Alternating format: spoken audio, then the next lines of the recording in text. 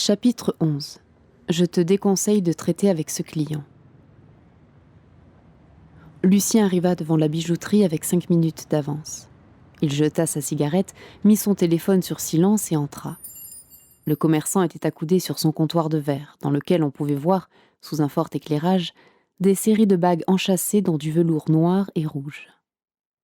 Alors qu'il parlait avec une de ses employées, il s'interrompit pour s'exclamer. « Monsieur Prérubem, vous êtes à l'heure. J'aime ça. » Lucien sourit aussi bien qu'il put en serrant la main tendue.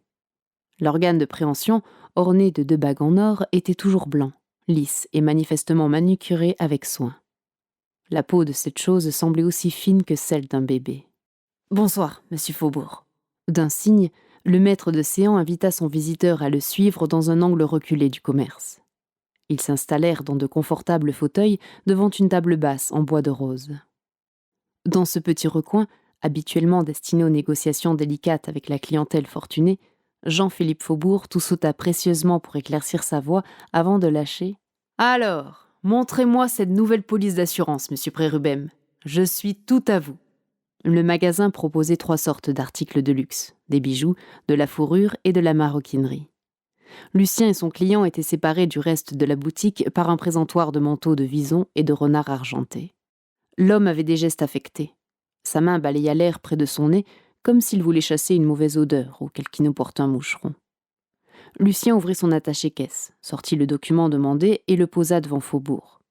Celui-ci trouva important de toucher son nœud de cravate, comme pour vérifier qu'il était toujours là, et de plaquer un cheveu rebelle imaginaire sur sa tempe droite d'un index délicat. Il dirigea enfin les yeux sur la police d'assurance et la saisit pour en prendre connaissance. Tandis qu'il se concentrait, ses sourcils épilés se plissèrent légèrement.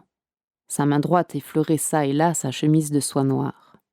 Songeant aux gorilles, Lucien regardait son client sans le voir. « Je te déconseille de traiter avec ce client. » Voilà que ça recommence. « Les garanties me donnent satisfaction, mais le montant me semble excessif, » dit le bijoutier. « Pourquoi donc ? » « Parce que je pense que vous pourriez faire un effort commercial. Je suis un bon client. » « Oh là, j'ai encore parlé haute voix. Ce gorille me rend fou. »« Bien sûr, monsieur Faubourg. Vous êtes en effet un client auquel nous tenons beaucoup. Je vous propose une remise globale de 5%. » Jean-Philippe Faubourg chassa des poussières invisibles sur la manche de sa veste en alpaga, puis fixa Lucien d'un air entendu, du genre « Allez, encore un petit effort. »« Ne négocie pas avec cet homme. Il va mourir. »« Qu'est-ce que tu racontes ? » ?»« Mais qu'est-ce que je raconte ? Je vais le tuer. » Lucien n'eut pas le temps de penser quoi que ce soit au sujet de cette réplique, car sur ces mots, un individu surgit soudainement près d'eux. Il resta debout, là, immobile, quelques secondes. Petit, gras, barbu, chauve, en jean et chemise blanche. Subitement, il braqua un pistolet sur le commerçant qui le regarda avec stupéfaction. 2 détonations assourdissantes. Jean-Philippe Faubourg tomba en arrière, une balle en plein cœur, l'autre au milieu du front. Ceci fait, le tueur baissa son arme et demeura figé sur place.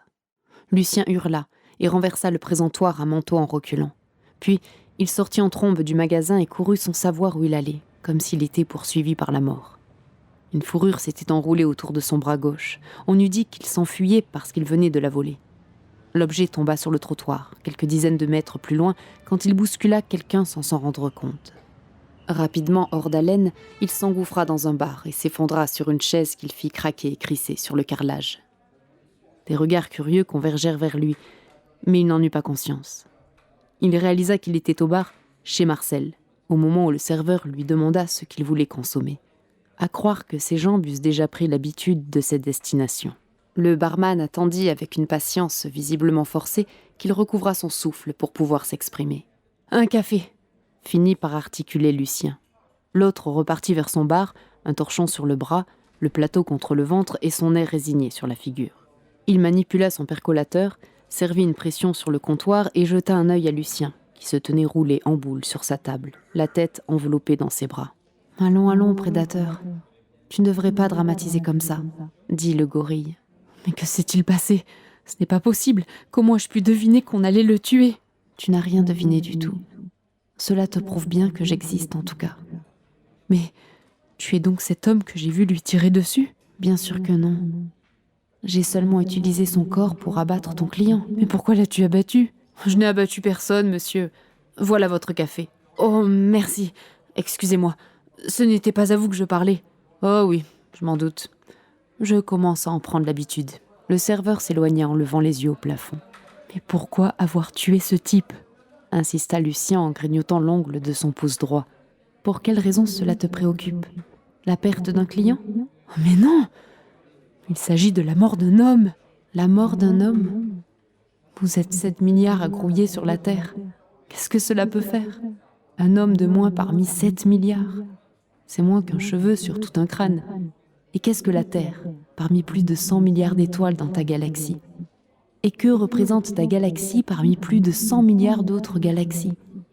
Et ceci seulement dans l'univers visible. Alors, vas-tu faire un drame pour un seul sinistre individu ? Je ne sais pas pourquoi je parle avec toi. Tu es fou. En fait, oui, je suis fou. Tu n'es que le produit de ma maladie mentale. Bien sûr. Une maladie mentale qui t'a permis de deviner que ton client allait mourir. Si tu existes, tu es un monstre. Tu as tué. Mais non. Ton espèce n'est pas en danger d'extinction parce que j'ai prélevé un seul humain. Mais il ne s'agit pas d'espèce. C'est un individu que tu as tué. Une personne. Ah, bof. Il faut bien réguler un peu. On est envahi par les humains. Ils prolifèrent trop et font de terribles ravages. C'est monstrueux. C'est un cauchemar. Tu dramatises, prédateur. Mais tu ne dramatises pas à bon escient. Sais-tu que des enfants, en Afrique, à Madagascar et ailleurs, travaillent durement pour extraire les pierres précieuses que cette mauvaise personne vendait ? Cet argent que tu venais mendier, le bijoutier le devait à des miséreux et des miséreuses qui survivent en creusant des puits qui s'effondrent en les enterrant. Oui, ces pauvres risquent leur vie et périssent souvent dans leurs galeries. Certains de ces enfants n'ont que 5 ans. Ces pierres qu'on leur achète, pour presque rien, font ici la fortune des gens comme ton client. De combien de morts était-il personnellement responsable, lui ? Ces morts-là t'ont-elles tourmenté ? Il faut croire que non. Puisqu'au lieu de lui en faire le reproche, tu le courtisais obséquieusement pour son argent funeste. Mais enfin, sais-tu que les manteaux de vison qu'il vendait étaient en peau de vison ? C'est-à-dire qu'il y avait des visons sous ces peaux. Aussi évident que ce soit, tu sembles l'avoir oublié. Imagine, un jeune vison né en cage et qui n'en sortira que pour être écorché.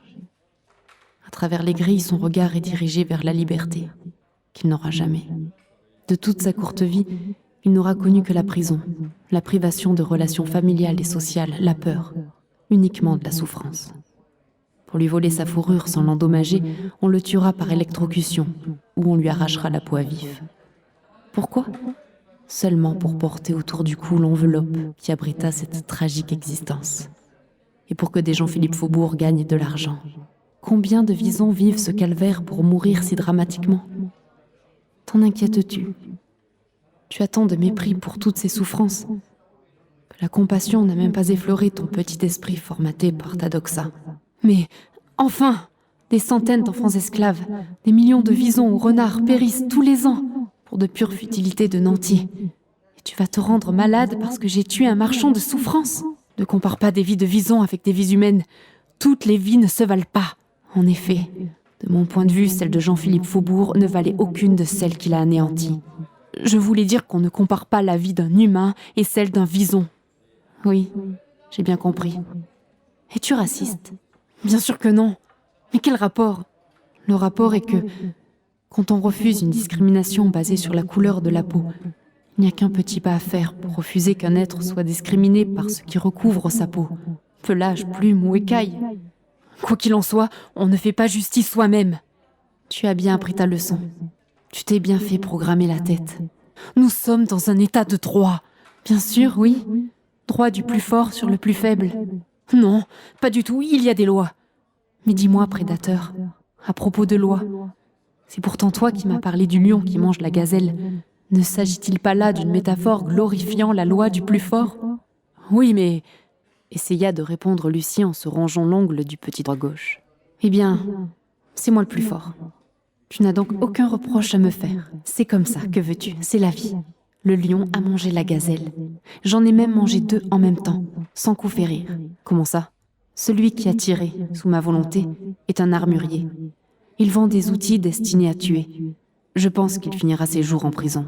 Tu es vraiment odieux, beaucoup moins que lui. Cet esprit putride pratique avec plaisir la chasse à courre. Il n'existe rien de plus abject que la chasse à courre. Je suis carrément à la masse. Je suis atteint d'une schizophrénie extrême. Je suis formé de 2 personnalités qui s'affrontent dans des dialogues déments. Oui, mais comment ai-je pu deviner que ce meurtre allait se produire?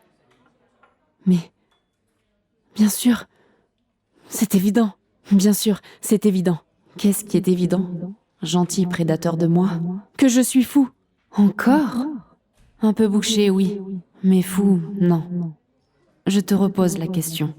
Comment aurais-tu pu prévoir ce qui est arrivé à ton client si j'étais une invention de ton cerveau? C'est simple. Ce meurtre n'a pas eu lieu. Je l'ai imaginé dans ma démence. Je vais d'ailleurs aller m'en rendre compte tout de suite. Se levant comme un ressort qui se détend, Lucien fit tomber sa table. Dans sa précipitation vers la sortie, il bouscula un consommateur assis qui renversa sa boisson sur son pantalon. Il courut aussi vite qu'il put vers la boutique de Faubourg, laissant derrière lui les cris de protestation et les gestes menaçants. À présent presque certain qu'il avait tout imaginé, il avait hâte d'en avoir la preuve sous les yeux. Son empressement commença à décroître et son inquiétude à croître quand il remarqua au loin des gyrophares de police devant le commerce. Approchant de plus en plus lentement, il vit plusieurs fonctionnaires en uniforme entrer et sortir de la bijouterie. D'autres tenaient les gens à distance. Un homme et une femme de la criminelle en combinaison blanche étaient également présents sur les lieux. 2 hypothèses, mon petit prédateur. Soit ce que tu sais a vraiment existé, soit tu rêves encore en ce moment. Je vais te laisser trouver la solution de cette énigme. Lucien s'arrêta et fit demi-tour. Il eut l'impression qu'on posait une montagne sur son dos. Courbé, tête baissée, il marcha lentement sans but. Épicentre d'une terrible détresse, il prit conscience dans la douleur qu'il ne pourrait parler de tout cela à personne d'autre qu'à ce gorille. Il eut envie de lui demander de ne pas le laisser seul. Mais comment attendre de l'aide d'un pareil personnage qu'il tenait pour responsable de tous ses problèmes? Autant espérer des soins de son bourreau.